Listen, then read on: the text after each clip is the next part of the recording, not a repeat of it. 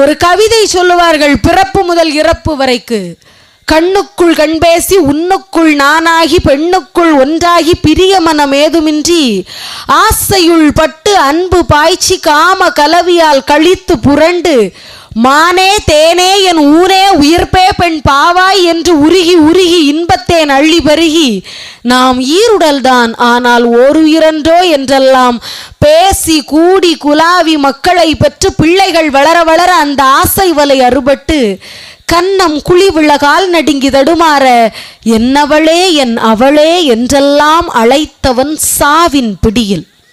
அன்றோடு கதை முடிந்தது. இதுதான் ஐயா வாழ்க்கை. நாடி தளர்ந்தது. தேடி வந்த மருத்துவரோ ஐயா சாவு இவரை நாடிவிட்டது, முடிந்தது என்று சொல்லி முடிவுரை எழுதி விடுகிறார். கண் பார்வை இன்றி ஐம்புலன்களும் செயலற்று ஆவி பிரியும் வேளை நாமணக்க தின்ற உணவு எங்கே? செவி நுகர கழித்த இசை எங்கே? எத்தனை காட்சிகள், எத்தனை கோலங்கள்.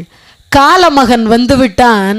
அருகே அழகிய மனைவி, அவள்தான் அன்பின் துணைவி. பெற்ற மகன் தேடிய செல்வம் பெரும் படைகள் எல்லாமும் இருந்தும் யாராலும் தடுக்க முடியவில்லையே. உயிர் பறவை பறந்து விட்டது. இதுதான் ஐயா வாழ்க்கை. நினைத்து பாருங்கள், பிறக்கிறோம், உயிர் போக வேண்டும் என்று முடிவாகிவிட்டது என்றால் போய்தான் தீரும். அதை பிடித்து ஒன்றும் நாம் வைக்க முடியாது.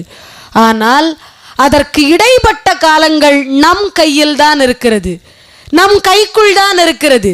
அதை நாம் எப்படி கையாள்கிறோம் என்பதில் தான் நம்முடைய வாழ்க்கை அடங்கி இருக்கிறது. அந்த வாழ்க்கைக்குள் நீங்கள் நம்பிக்கை வைத்து விட்டீர்கள் என்று சொன்னால் நிச்சயமாக நிம்மதியை பெறலாம்.